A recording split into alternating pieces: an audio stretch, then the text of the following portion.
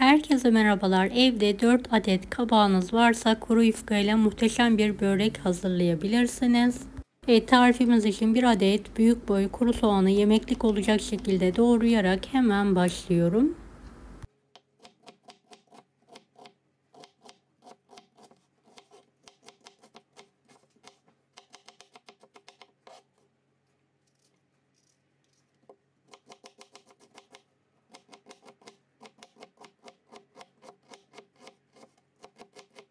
Soğanlarımı doğradım ve kenara alarak bekletiyorum. Böyle çok az bir kıymam var. Az bir suyla kavuruyorum. Kıymalar kavrulurken bahçeden topladığımız, yıkadığım kabakların baş taraflarını keserek temizliyorum.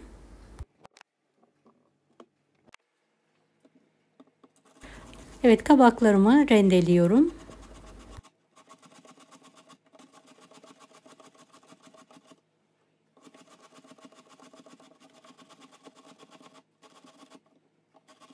Beni hangi ülkeden veya şehirden izliyorsunuz merak ediyorum. Yoruma yazarsanız sevinirim.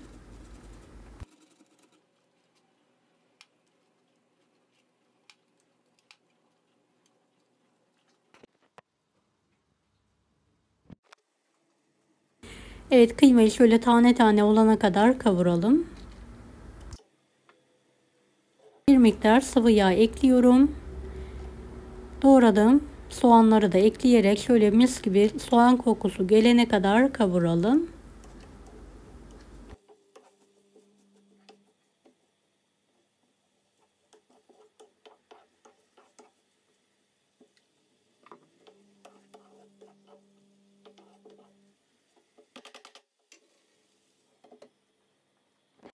Soğanlar da kavrulduktan sonra rendelediğim kabağı üzerine ekliyorum.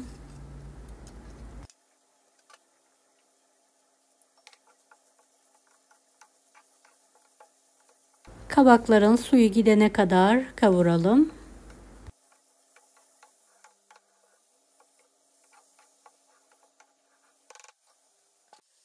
Şöyle yüksek ateşte sulandırmadan kavurma işlemine devam edelim. Kabaklar gördüğünüz gibi suyunu saldı ve çekti. Üzerine karabiber ekliyorum. Altını hemen kapatıyorum. 6 tane kuru yufkam var. Musluk altında kuru yufkaları arkalı önlü olacak şekilde ıslıyorum.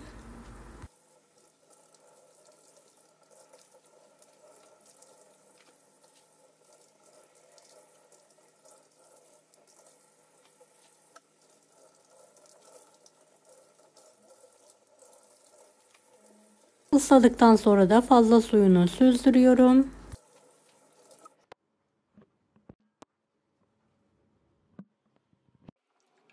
Şöyle geniş bir tavan var. Bolca sıvı yağ gezdiriyorum. 3 tane yufkayı tavanın alt kısmına yerleştiriyorum.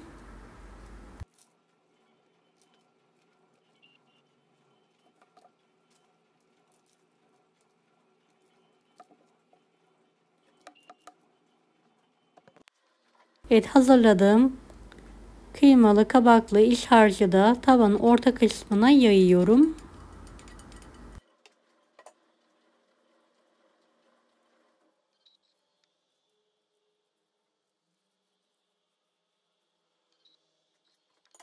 Kalan 3 yufkayı da üzerine döşeyelim.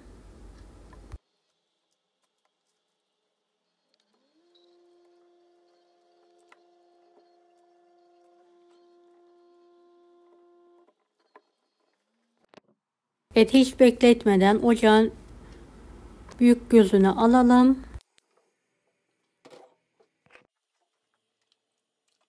Kontrollü bir şekilde kızartalım. Kapak yardımıyla ters çevirelim. Gerekirse bu aşamada sıvı yağ kullanabilirsiniz tekrardan.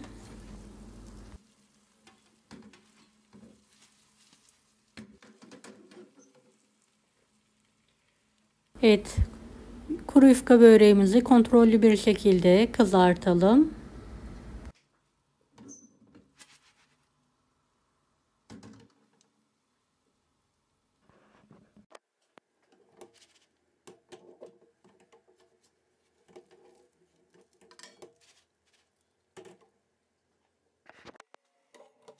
Evet, şöyle bir spatula ile kenarından kaldırıyorum. Daha kızarmamış, bir miktar daha kızartıyorum. Evet, kızardığından emin olduktan sonra kapak yardımıyla servis tabağına alıyorum. Biraz dinlendirdikten sonra şöyle kare dilimlere keserek servise hazırlıyorum.